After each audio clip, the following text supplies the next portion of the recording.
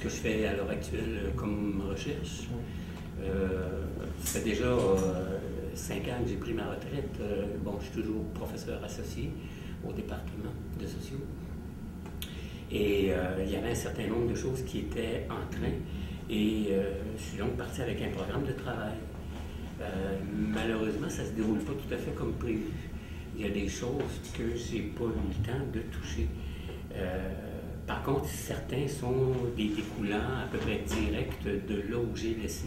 Entre autres, tout ce qui concerne la question de la pensée critique, c'est-à-dire l'importance de la pensée critique dans le développement de la connaissance et puis dans les formes d'activités intellectuelles propres à conduire à des conceptualisations qui représentent de la connaissance nouvelle. Donc, je m'intéresse à l'incidence de la pensée critique dans la production de la connaissance.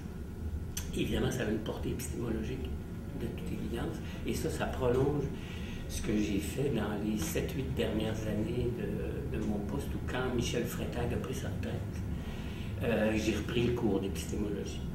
Et ça me tenait beaucoup à cœur, parce que déjà j'en faisais à des degrés divers depuis un bon bout de temps. De toute façon, je ne comprends pas comment on peut travailler au développement de la connaissance sans faire d'épistémologie. Ça m'apparaît une impossibilité.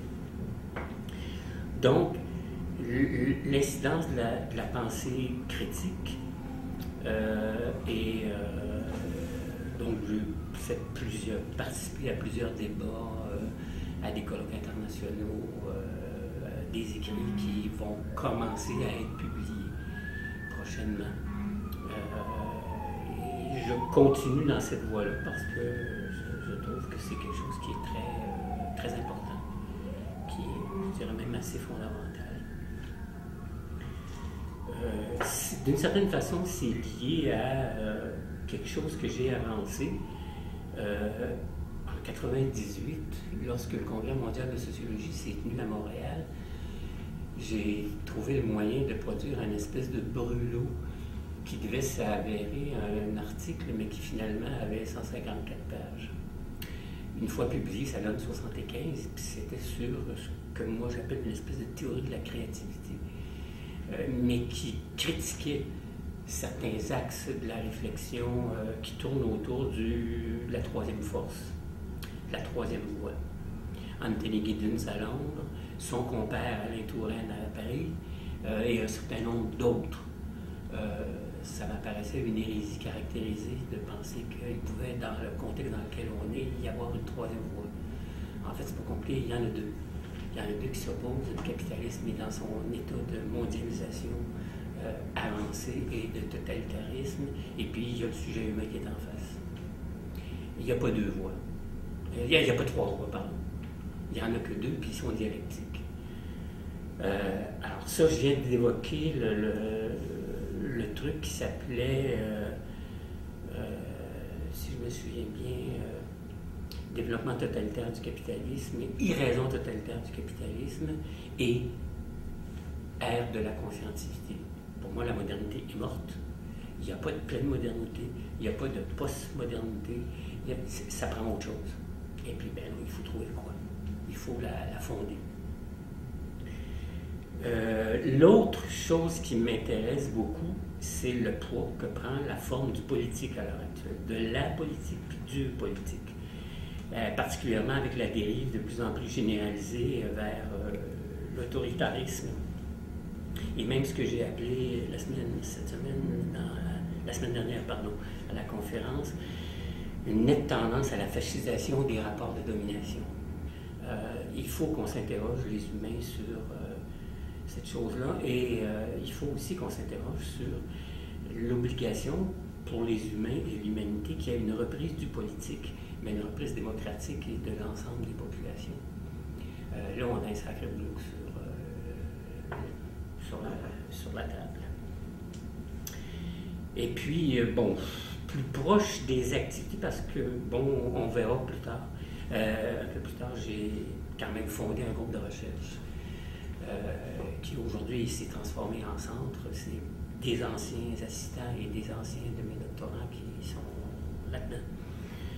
J'ai donc continué à travailler sur la communication, mais d'une façon de plus en plus théorique, en étant fortement préoccupé par les fondements ontologiques de la communication. C'est-à-dire qu'on communique non pas pour contrôler les consciences, mais c'est un acte de conscience de communiquer et d'envoyer un message à quelqu'un d'autre, et on en attend une réponse consciente. Ça, c'est des choses qui m'intéressent et sur lesquelles je continue de travailler. Donc, ce travail critique, on va d'abord peut-être, puisqu'on est là, faire l'inventaire de votre travail critique aujourd'hui. Puis après, on remontera pour suivre votre plan. Est-ce que ça vous va comme ça? C'est un peu bizarre parce que ça s'entrecroise. En fait, il a été là pas mal tout le temps. Il est devenu de plus en plus costaud et de plus en plus organisé théoriquement et épistémologiquement au fur et à mesure de ma... Bon, à titre d'exemple, quand je décide de quitter le collège et de m'engager dans une formation universitaire, là, on est à la mi des années 60. Je commence à penser à l'économie, parce que déjà, je m'interrogeais sur ce qui se passait du côté de l'économie. Et puis, il y a la sociologie. Je finis par décider d'aller en sociologie. À l'époque, c'est loin, c'était à l'Université Laval. J'habitais Québec à ce moment-là. Après, bon, je vais habiter Montréal pendant 35 ans. Il y avait une propédeutique. Alors, on passait 3 mois, tous les gens qui entraient en sciences sociales le passaient ensemble. Je pense même, y compris ceux qui s'en allaient en travail social. Et après, ça se séparait en relations industrielles, sciences politiques, économie, sociologie et anthropologie également.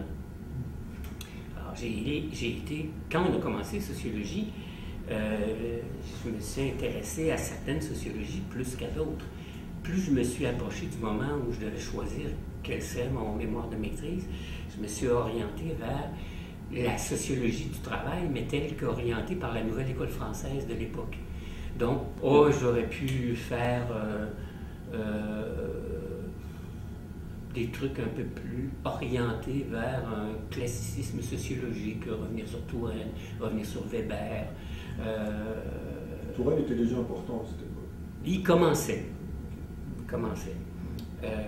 Faut penser que là, on est entre les années 64 et 68. J'ai commencé ma maîtrise en 67-68. Et puis, Touraine a commencé à faire une sociologie du travail assez proche de la nouvelle école française, mais déjà un peu plus orientée vers la sociologie du travail. À l'époque, c'était intéressant, parce que ça déblayait des sentiers, mais qui avaient été développés par d'autres. Là, ça fait un bout de temps, j'ai quitté ce terrain-là. Je pense entre autres spontanément à Serge Mallet. Donc, des gens qui étaient proches du Parti communiste ou du Parti socialiste, qui étaient proches de la mouvance de gauche.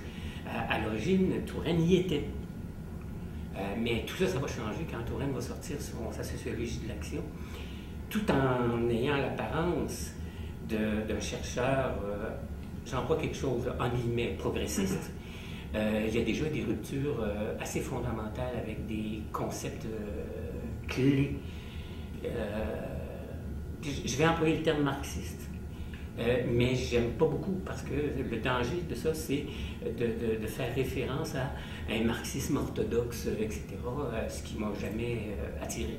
Entre autres, Touraine, dans ses premiers chapitres de la sociologie de l'action, c'est là qu'il fait sa rupture, quand il commence à définir le sujet. Le sujet social, le sujet, appelons-le l'historique. Mais au lieu de le mettre dans la peau d'un acteur, pour lui, le sujet découle de la dynamique sociale. Ça n'a aucun sens au sein de l'histoire, parce que l'histoire, ceux qui l'ont fait, ça a toujours été des acteurs qu'on peut repérer en chair, en os, en classe sociale, etc. Donc la rupture se fait à ce niveau-là. Il le chosifie un peu. Exactement. C'est ça. Il l'extrait un peu, il en fait comme un objet d'une dynamique. D'une dynamique, mais qui qui découle de toute une série de choses, de luttes, etc., puis qui est le résultat de ça. Il n'y a donc pas de volonté de transformation, elle surgit comme ça au fil des accrochages. Puis ça me prend un certain temps avant de repérer quelle était l'efficace de ça dans son cheminement. Mais une fois qu'on l'a saisi, on comprend beaucoup mieux pourquoi il va finir par aboutir sur la troisième voie. L'autre chose qui doit être rendue explicite, c'est pourquoi, là je devance d'autres éléments de question plus tard, mais bon, tant pis, je le mentionne maintenant parce que c'est important de le comprendre. C'est pas un hasard si je m'intéresse à la sociologie du travail. Je viens d'une famille très modeste. Mon père était menuisier charpentier. J'ai gagné une partie de mes études en travaillant sur la construction. Et à l'époque, travailler sur la construction, va arriver vers la fin des années 60, la commission Keeble, qui va examiner les scandales de la construction à cette époque-là. Là, on est en train d'y revenir, curieusement, mais on était là. Et j'étais un jeune et les vieux sur les chantiers me disaient, tu te promènes avec un bout de barquette, et puis si les gens de la FTQ arrivent, à ce moment-là, c'était Dédé Desjardins, c'était l'unité 144, la FTQ, et il y avait un peu de terrorisme sur différents chantiers, particulièrement dans les périodes de remise en question d'affiliation syndicale. Et bien, on se promenait avec nos deux barquettes, et puis il fallait malheureusement, non, casser des gueules ou se la faire casser. C'est désolant à dire, mais c'était un peu comme ça. Alors, mon passé familial me conduisait à m'interroger sur pourquoi le travail était organisé de cette façon-là, pourquoi les taux de rémunération étaient aussi indigents. Et parce qu'il était bien clair, quand on travaille dans ce milieu-là, on le sait, que la valeur de la transformation industrielle sort de la main des ouvriers. À partir de là, ça ne m'a pas pris longtemps à lire Marx pour comprendre. Puis à un moment donné, j'y ai arrivé parce que, par une double voie, il y avait ça, il y avait toute la mouvance menant vers la Révolution tranquille, puis après, puis sa politisation de plus en plus à gauche. Mais en même temps, il y avait une espèce de, j'appelle ça classicisme, une espèce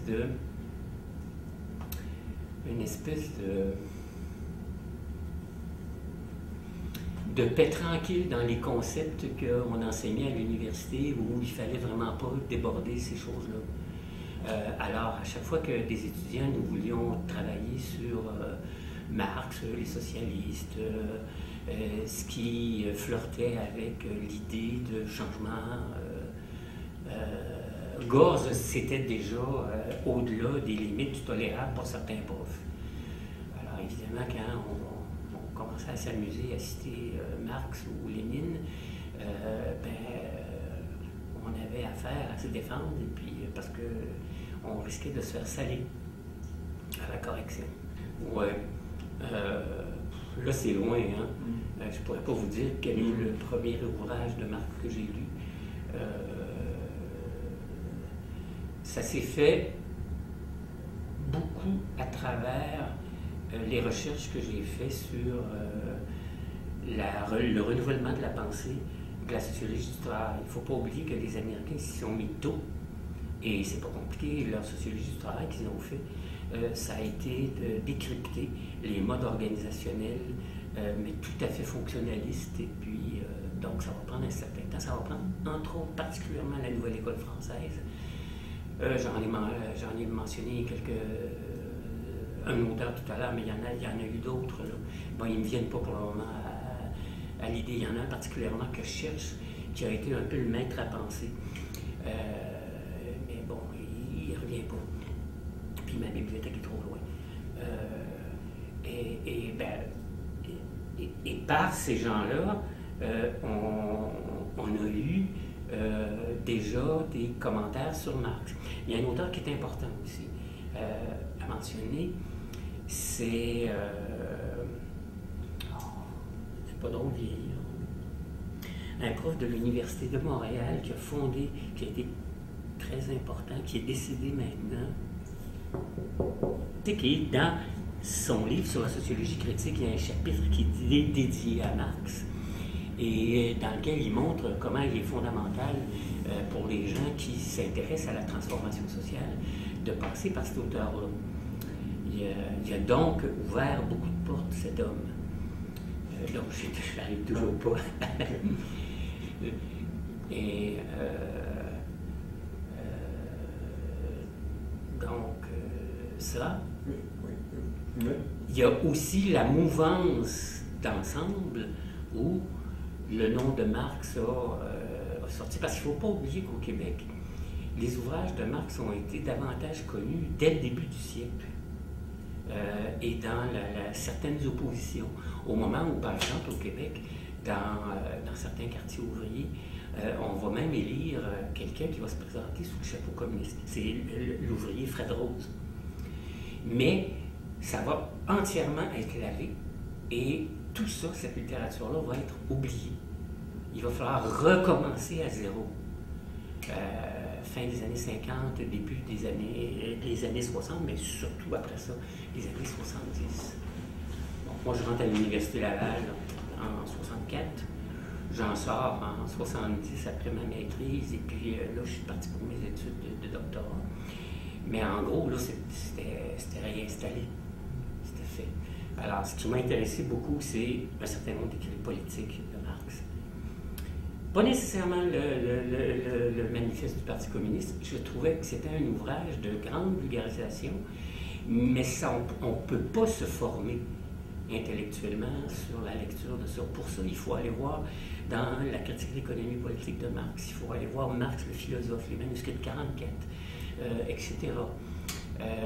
Bon, je mentionne ceux-là particulièrement. Et puis, il faut se mettre le nez dans le Capital. Donc, ça, c'est pas mal plus costaud, et puis ça prend un petit peu plus de temps. C'est pas pour rien que Marx commence par la marchandise. Et donc, si on veut se lancer dans le Capital, il faut commencer par le premier. Mais avant, il faut aller lire ce qu'on a considéré comme étant l'introduction générale au Capital, c'est-à-dire l'introduction à la critique de l'économie politique. C'est là-dedans que Marx est le plus clair sur sa méthode régressive positive. Et puis, bien sûr, il faut remonter en amont de ça. Malheureusement, on a beaucoup trop négligé les œuvres philosophiques de Marx. La question juive, le manuscrit de 44, qui pour moi est une mine inépuisable de réflexion. Et puis, bon, tant qu'au Capital, ben, c'est inégal, ça dépend de ce qu'on va chercher. Mais il est fondamental de comprendre c'est quoi la marchandise. Il est fondamental de comprendre c'est quoi les règles de la reproduction élargie du rapport social capitaliste. Si on ne comprend pas ça, on ne comprend pas la domination du capitalisme et les conditions dialectiques de s'en émanciper. Et puis, bon, après ça, il faut travailler sur la dialectique. Là, il n'y a pas juste Marx. Bon, Lénine à certains égards, mais j'ai beaucoup de réticence maintenant par rapport à Lénine parce que c'est une vision très particulière et largement dogmatique d'un ensemble de choses chez Marx. Je dirais même à certains degrés réducteurs. Et là, il faut aller voir ailleurs. Toujours dans le cadre de la Nouvelle École française, bon, il y a Balibar qui a écrit des choses très intéressantes et qui peuvent nous amener loin. Mais surtout, pour moi, la source la plus inspirante pour le moment, la plus conséquente et celle qui est le plus utilisable de façon contemporaine dans ce mode de pensée-là, c'est Henri Lefebvre. Alors là, ça aussi, c'est une production volumineuse. Moi, dans ma bibliothèque, Henri Lefebvre, il fait presque un rayon complet. Donc, c'est... Bon, bien sûr, il faut aller regarder aussi du côté des Anglais. Il y a aller voir un peu Perry Anderson, aller voir... puis bon, j'oubliais Gramsci, bien sûr. Et puis, chez les Anglos, je suis encore en train d'en oublier un, là, que j'aime beaucoup. Évidemment, dans la réponse que je vous ai donnée, c'est par rapport à l'orientation, je dirais, une réflexion dialectique sur l'état du monde et de l'humanité.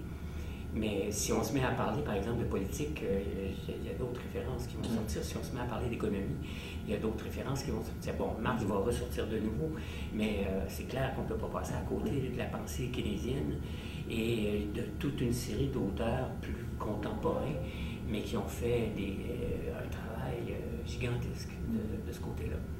Bon, on était donc sur la condition ouvrière, et puis je m'intéressais à ce qui se passait dans l'organisation ouvrière au Québec.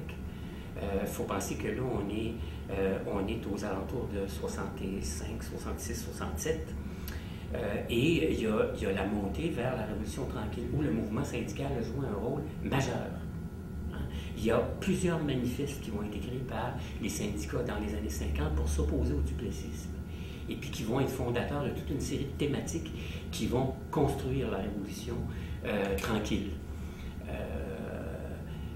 Alors, il était important de voir comment ce qu'on appelait à l'époque toujours tourner autour de la nouvelle école française qui s'est intéressée au questionnement sur l'organisation du travail, appelait la conscience ouvrière. On connaît bien la racine, hein, conscience ouvrière. On est proche de la gauche, on est proche de l'organisation de gauche pour lutter contre l'exploitation. Et c'était donc majeur. Le problème, c'est que dans la Révolution tranquille, tout ce qui a monté là et aux transformations sociales qui vont venir, c'est qu'il y a la conscience nationale. À l'époque, déjà, il y a des gens de gauche qui s'intéressent au couple socialisme-indépendance.